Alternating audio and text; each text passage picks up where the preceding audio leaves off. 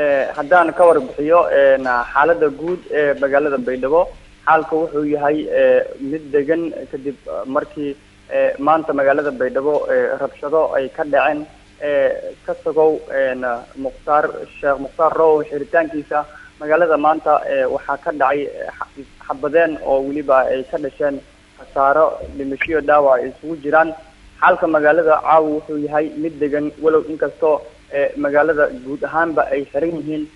aysan jirin gaadiid socda ama dad oo u furan ganacsi maadaama maanta magaalada Baydhabo lagu soo daadiyay wadooyinka ugu muhiimsan kuwa aada saldhiga Baydhabo madaxtooyada iyo kuwa kaleba dhagaxaan iyo waliba goomooyin oo lagu gubay xaalka hadda aad u degan yahay balse waxaa jira cabsiyo laga qabo in mar kale ay dhacaan xabado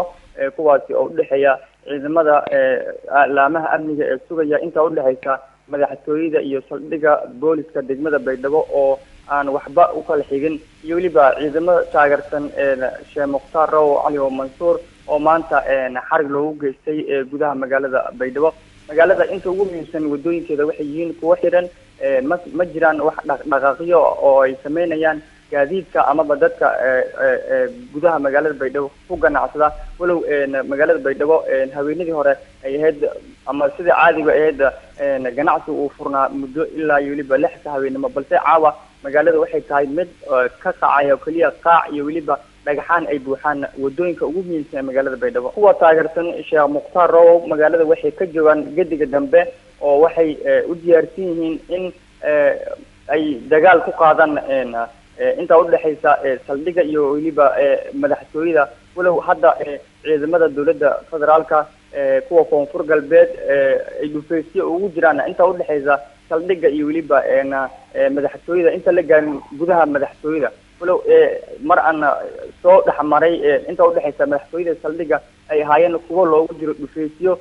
ay jirto baqdin in mar labaad isku dhacaan ciidamada taageersan Mukhtaar Row iyo kuwa ilaalada ka ah saldhiga iyo waliba kuwa madaxtooyada walow shacabkana intooda badan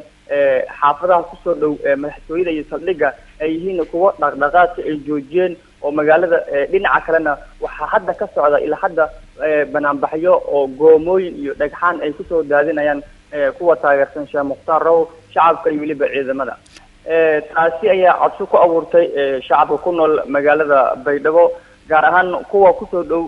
madaxtooyada iyo inta u dhaxaysa Afridoodka oo ah bartamaha magaalada oo ay kala joogaan sida adigu sheegtay ciidamada taageersan Sheekh Mukhtaar Row ama wadaadka iyo waliba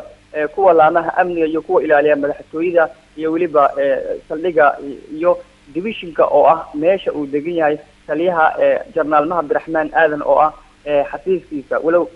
ay jiraan ciidamo oo boolis ah iyo kuwa military isku dhafana ay ku soo gadaamin yihiin